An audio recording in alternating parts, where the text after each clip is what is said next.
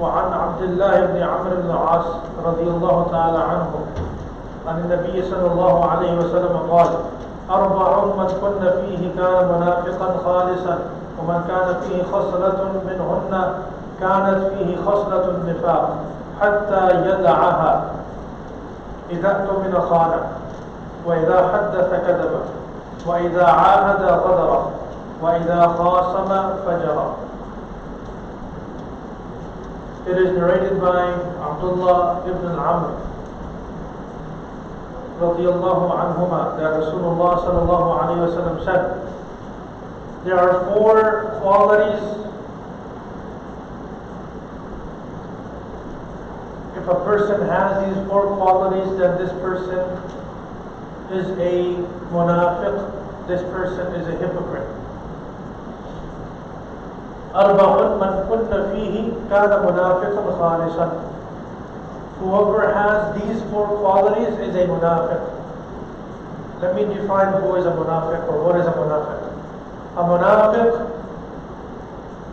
in Islam is a person who appears to be a Muslim, who behaves like a Muslim, who acts like a Muslim, but deep down inside this person is not a Muslim. This person has no iman in his or her heart. And there were many reasons why people chose to be munafiqeen, and Allah subhanahu wa ta'ala has revealed a chapter of the Quran called Al-Munafiqun, Surah Al-Munafiqun, where Allah subhanahu wa ta'ala talks about munafiqeen, and Allah subhanahu wa ta'ala talks about nifaq, hypocrisy throughout the Quran. Hypocrisy is acting like you're something else or you're someone else. It is definitely something which Allah subhanahu wa ta'ala does not want us to have in our lives. It's being dishonest. You are not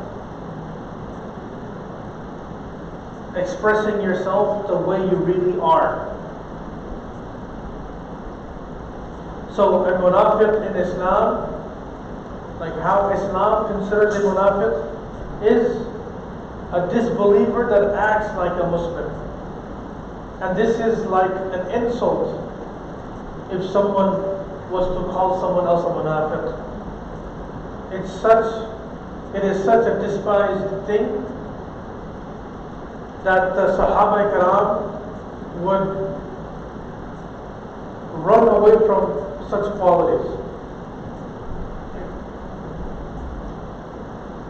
A person who disbelieves, and that person is honest in their disbelief, and they clearly say, you know what, I don't believe in your religion, and let's agree to disagree. That is how a person chooses to live his or her life. And a person who decides to live as a Muslim, mashallah,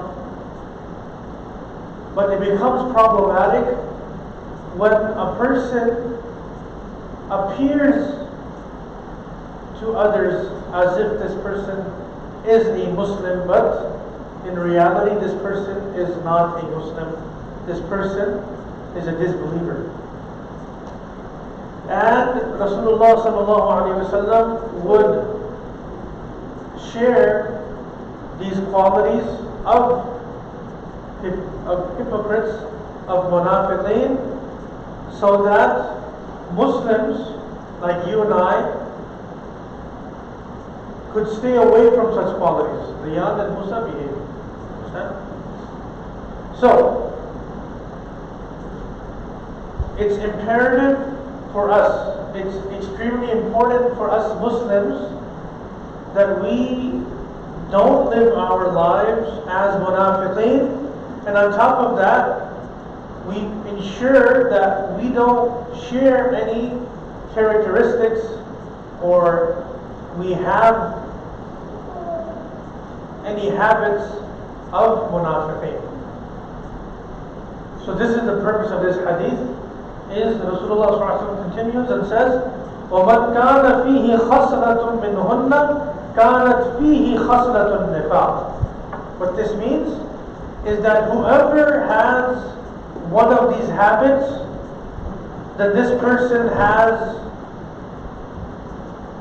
developed a habit of a munafiq, of a hypocrite. So it's like saying, oh, if you do these things, you are considered a liar. But if you have any of the following characteristics of a liar, then guess what? You are behaving like a liar. Are you with me? So similarly, Rasulullah is saying, whoever has these following qualities, then they are a hypocrite. They are a munafiq. But whoever has any of these qualities, then let it be known that you also have these qualities of a hypocrite, of a munafiq. حَتَّى يَدَعَهَا, until this person lets go of these bad habits. So, part of good character is to refrain from these mannerisms or these characteristics of a munafiq. إِذَا اؤْتُمِنَ خَانَ. What this means is, it is a hypocrite, it is a munafiq, that whenever this person makes a promise, this person breaks that. No, not promise. Whenever this person is entrusted with something,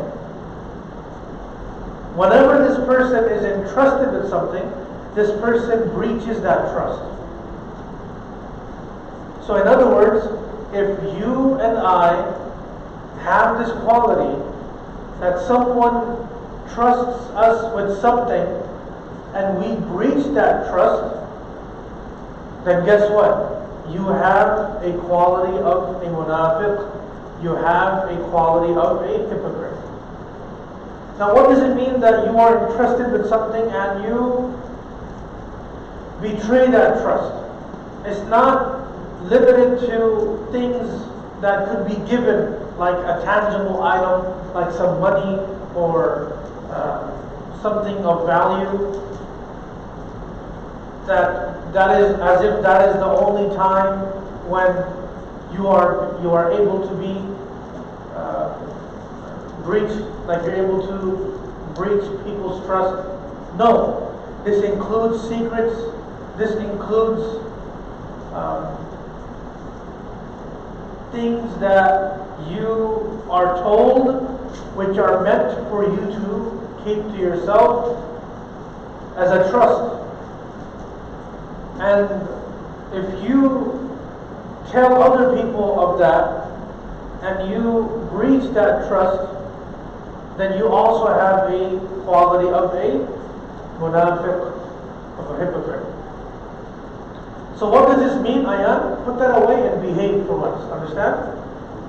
So, what this means is, part of good character is that when someone entrusts you with something, either tangible or intangible, meaning something which is given to you that has some kind of value, or something you are told which is valuable information that is meant for you, then in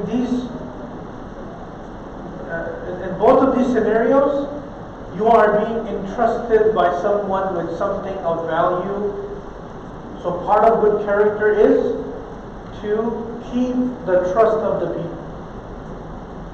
Someone tells you don't tell anything, don't say this to anyone. Well, that means you really don't say this to anyone. What tends to happen? Person A says to person B, don't tell anyone. Person B tells person C, I'm telling you something, don't tell this to anyone. Person C tells the same thing to D, saying to that person, don't say this to anyone. And everybody just keeps saying this, oh, I'm going to tell you something, don't say this to anyone. And then it just defeats the purpose. وَإِذَا حَدَّثَ كَذَبَ.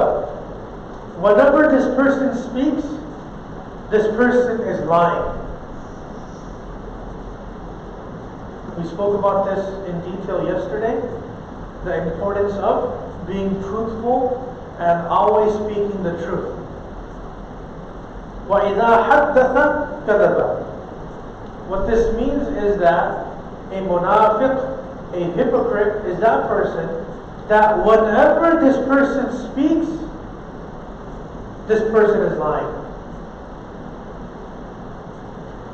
So, if you have this habit of lying constantly, consistently, then guess what? You also have this evil quality of a munafiq, of a hypocrite. And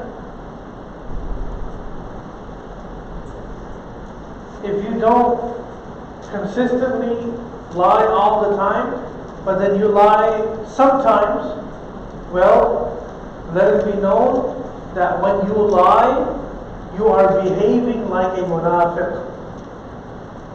You are carrying yourself just like a munafiq would. وَإِذَا عَاهَدَ غَدَرَ.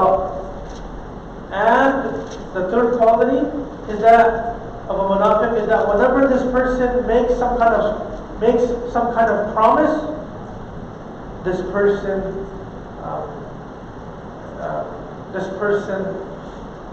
like breaks that promise. This person betrays the person. Ghadara means betrayal or distrust. So وَإِذَا عَاهَدَ. Whenever this person makes some kind of mu'ahada, some kind of promise, that this person betrays that promise. So again, if you have this bad habit of consistently betraying people's promises, breaking people's promises, then you have a quality of a munafiq. And even if you do it sometimes, well then sometimes you act like a munafiq, like a hypocrite. And good character calls for you keeping your promises, fulfilling your promises. Number 4, وَإِذَا خَاصَمَ فَجَرَ. And whenever this person takes an oath, whenever this person says, I will do something, this person sins. This person does not fulfill that. وَإِذَا خَاصَمَ فَجَرَ. Whenever this person takes an oath and says, I'm going to do this, I'm going to do that, this person does not do that. So these are 4 qualities of a disbeliever who acts like a Muslim.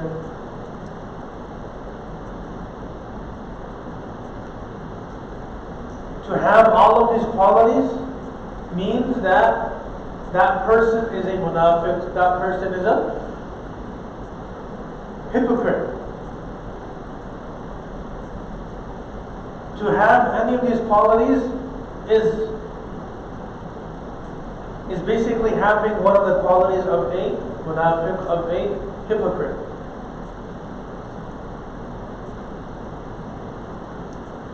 So what we learn from this hadith is, part of good character is, whenever somebody entrusts you with something, you fulfill that trust. When somebody, when you speak, to be truthful when you speak. When you make a promise, you fulfill that promise. When you take an oath in something that you're going to do something, then you do that.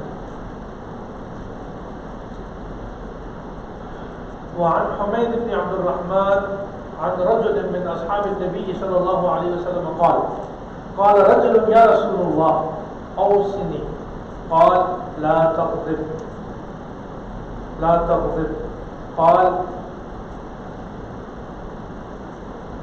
ففكرت حين قال رسول الله صلى الله عليه وسلم قال فإذا الغضب يجمع الشر كله. It is narrated by Humayd ibn Abdul Rahman that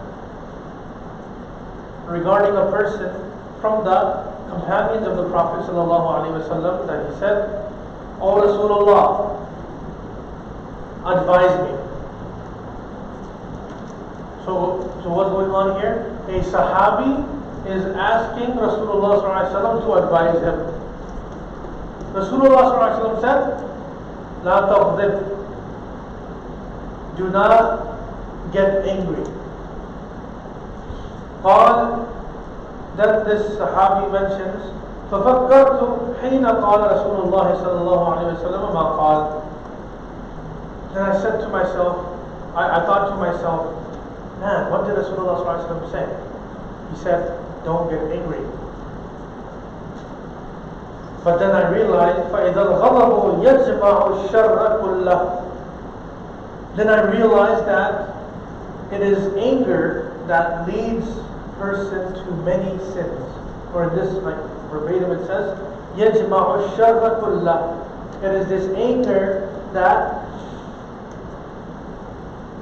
combines, that brings all the different types of bad deeds together. So anger, first things first, anger is natural. Okay? To feel or to get angry is completely natural. It happens to everyone, it happens to me, it happens to every single one of you. In fact, if a person does not feel angry or does not experience this emotion of anger, then there's something wrong with this person. So what does it mean when Rasulullah sallallahu alaihi wasallam says, do not get angry? Anger is a natural thing. It's a human thing. What is meant here is do not allow your anger to control you, to overcome you in a way that you lose yourself and you become violent, you become verbally abusive, physically abusive, etc. So all of us get angry. It happens. What's being mentioned here is what we do with that anger. It's controlling the anger. That's the real challenge.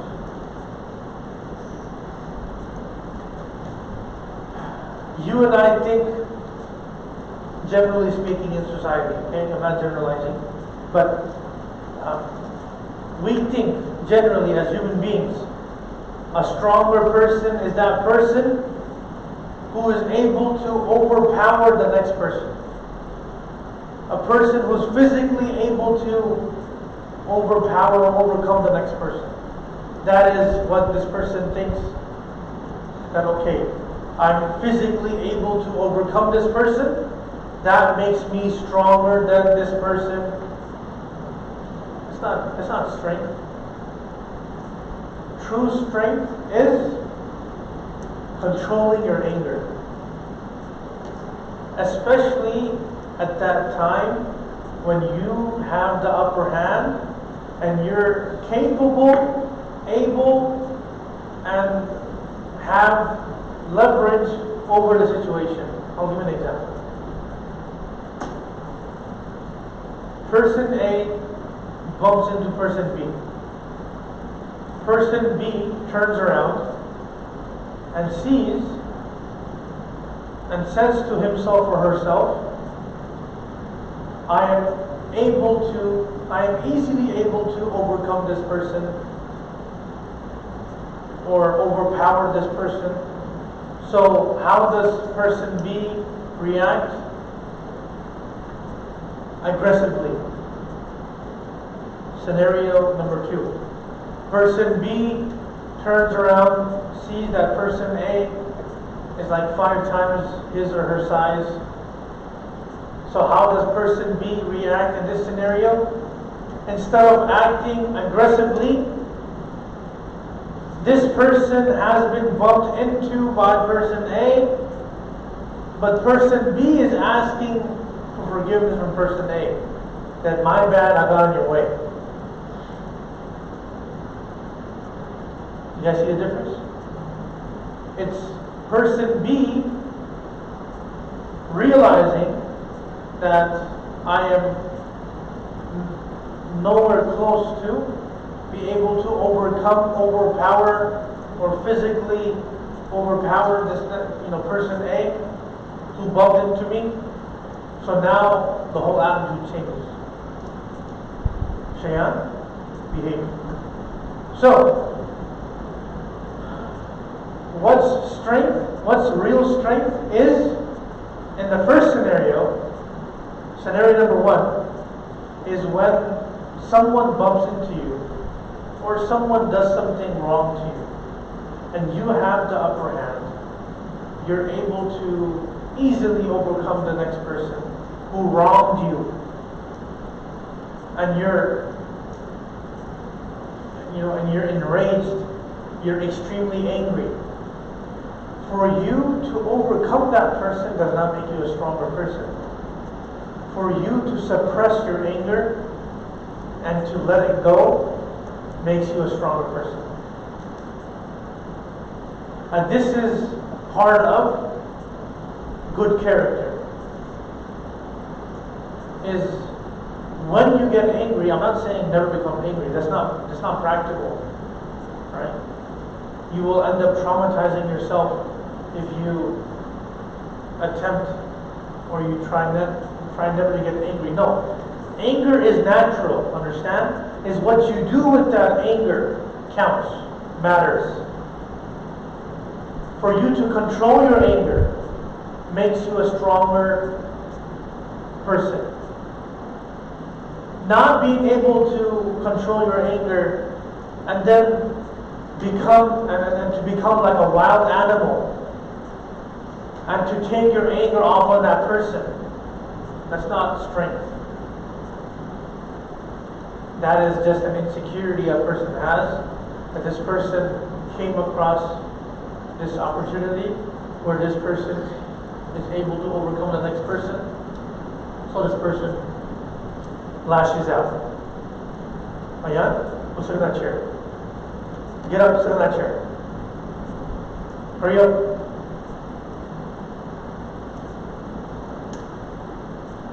But don't move from that chair, you understand? Good. So, you will get angry, but what you do with that anger matters. So that was hadith number 11.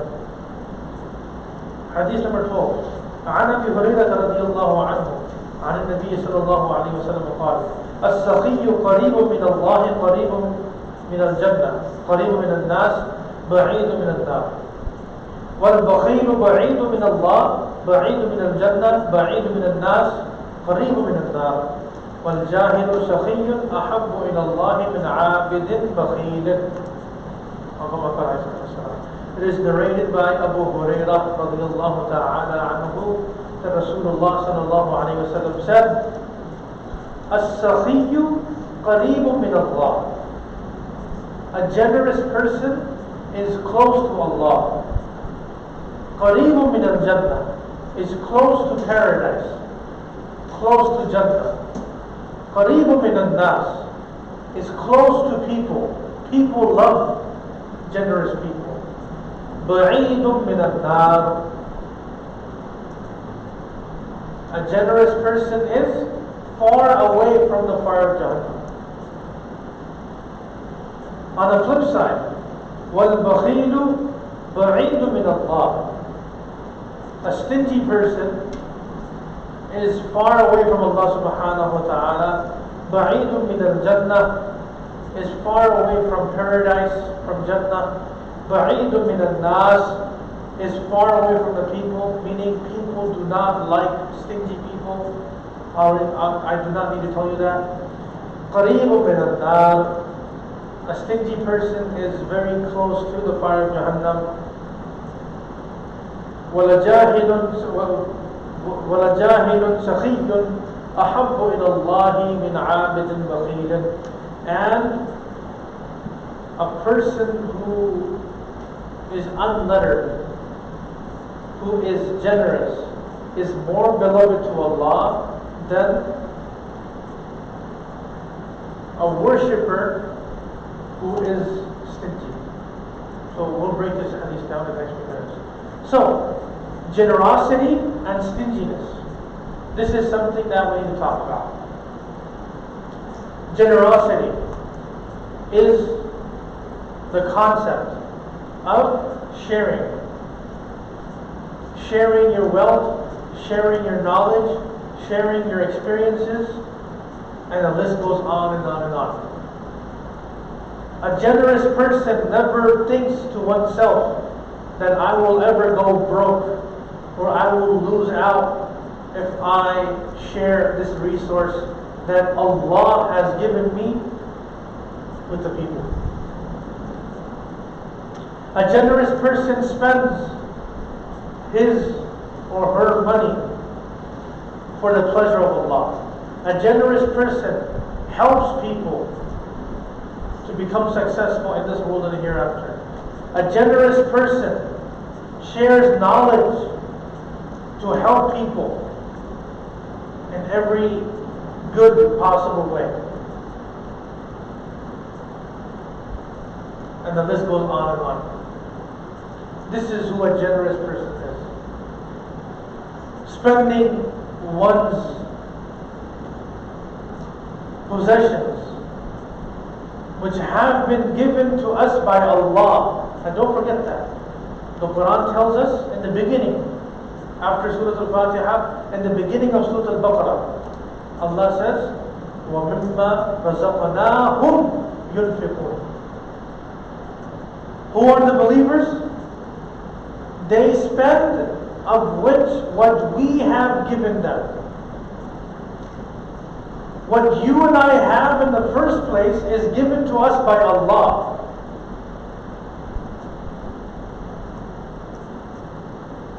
I'll give you an example.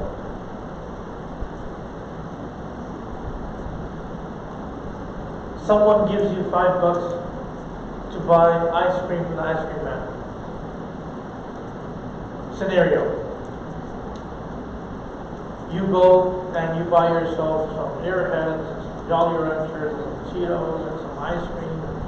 Like $5 you spend, right? Right? You're like, what is $5, right? But the point is, someone gave you $5 to go buy something from the ice cream guy, ice cream person, right? You come back into the house, or wherever you're going, and that same person is like, Monday, right?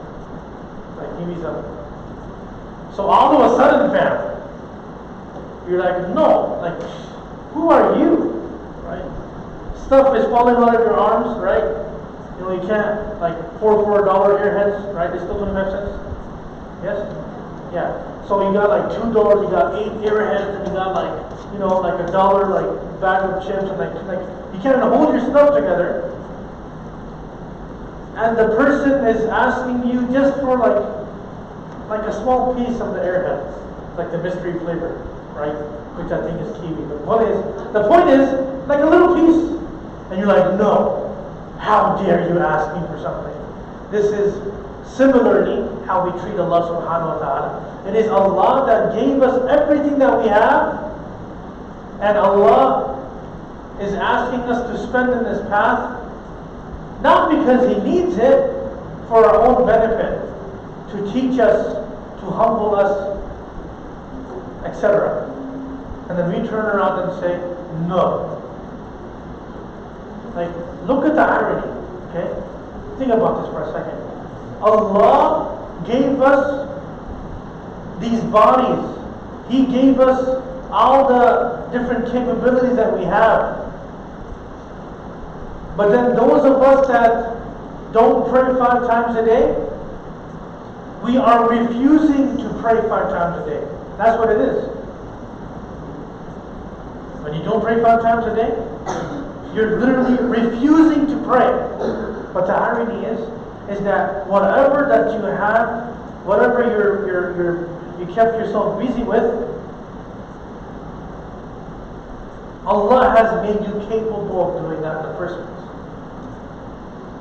So those blessings that Allah has given you,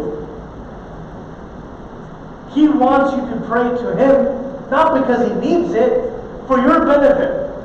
And then you turn around and you abuse those blessings by refusing to pray. That's disrespectful. So let's talk about a stingy person. Who is a stingy person? We think a stingy person is that person who never spends his or her money, etc. Well, let's Islamically define who is a stingy person.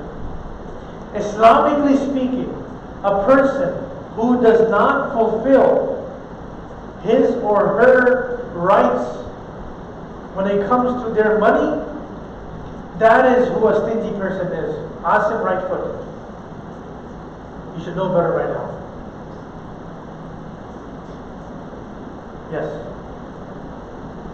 So, a stingy person, according to Allah, according to Islam, is that person who does not fulfill the rights of Allah subhanahu wa ta'ala when it comes to zakat, when it comes to spending wherever it's necessary to spend. Keyword necessary. A person needs to discharge his zakat. A person who does not do so is a stingy person. A person who needs to spend, who is expected to spend on one's family and does not do so is a stingy person. And when I'm talking about family, I'm talking about direct family. I'm not talking about the baloney, garbage, expectations people have of each other. For example, oh, my cousin has this business. Why doesn't he give me money? That's baloney. Okay? That cousin of yours has no rights over you. That's his or her money. That's literally none of your business. Get it? That person running the business. I was corny like corn nuts. But the point is, I'm talking about real family responsibilities. Like direct family. And rights, Islamic rights, not expectations. And I'm not trying to digress for more than a few seconds here. In my personal experience of my existence on planet Earth,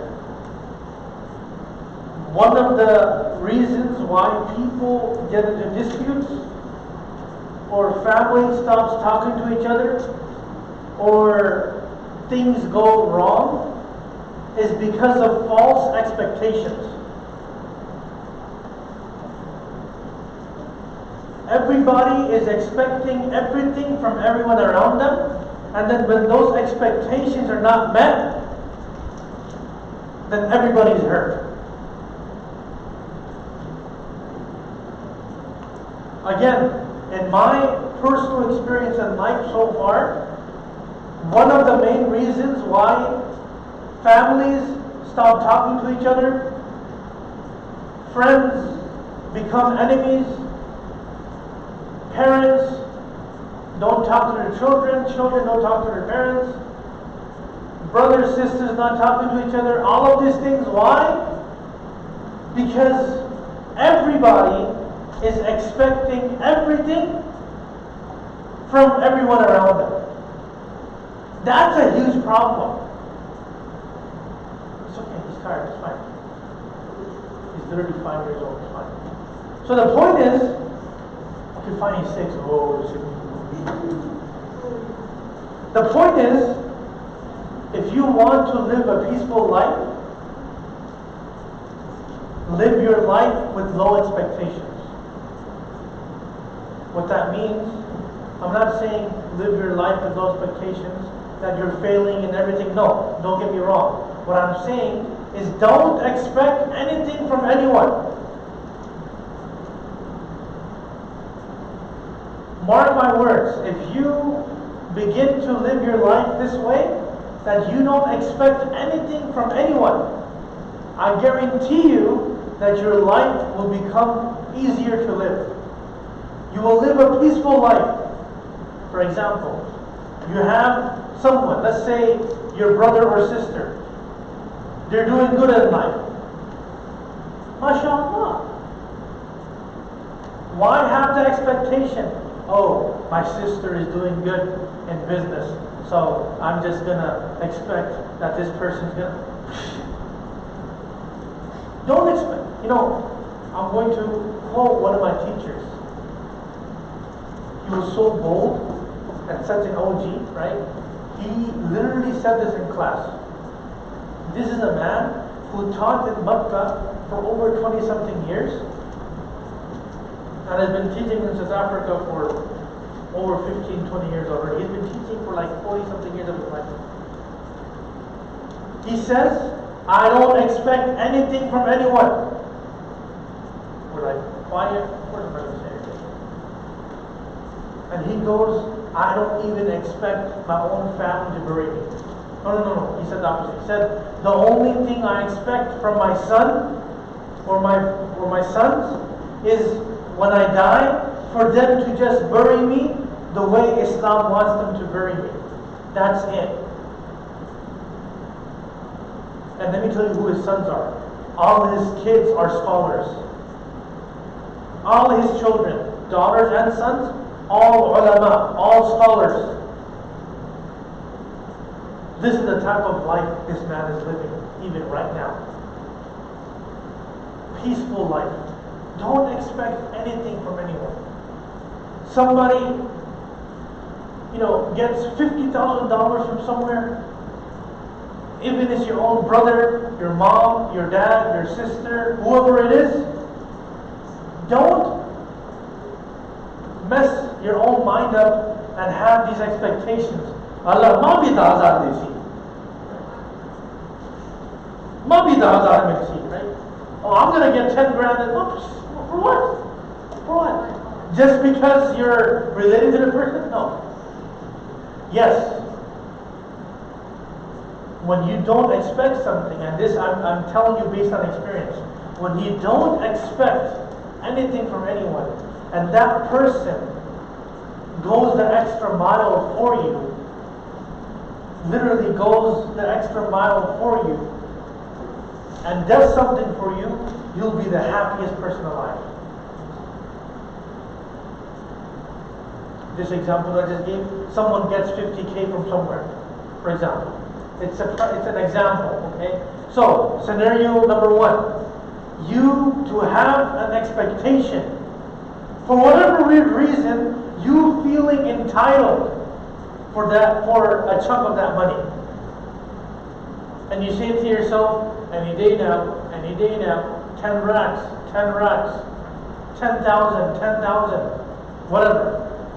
That day never comes, you're living a miserable life. Scenario number 2. MashaAllah, may Allah give you 5 million more. No expectations from that person. And that person out of nowhere, because for you it's out of nowhere, because you never expected it. That person drops off 10 racks, you're like picking up the jaw from the ground like Looney Tunes and putting it back up, right? It's like this person just, you'll be surprised. Why? Because you never saw it coming. You never expected it. And you'll be a happier person. I personally live my life this way. Don't expect anything from anyone, but when someone shows kindness to you in their sincere way, you're the happiest person around. Who is a stingy person? A person who does not fulfill their Islamic rights. This is stinginess according to Islam. Part of good character is to be a generous person. You've all heard it. Sharing is caring. Allah has blessed you with blessings. Share it with the creation of Allah. The more you share, the more Allah will give you. The more you share with sincerity, the more Allah will give you.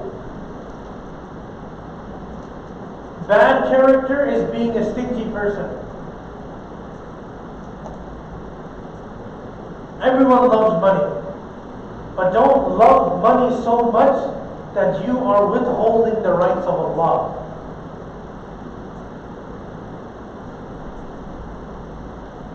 By not discharging your zakat, or by not giving your sadaqatul fitr, or by not looking after someone who is in need of money, and not limit to money anything else that you have that another person does not have.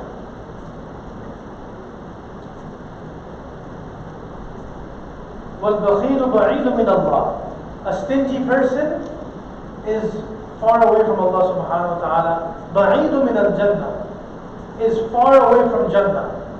بَعِيدٌ مِنَ النَّاسِ, far away from the people, meaning people dislike this person. If you become a stingy person, people will run away from you, literally.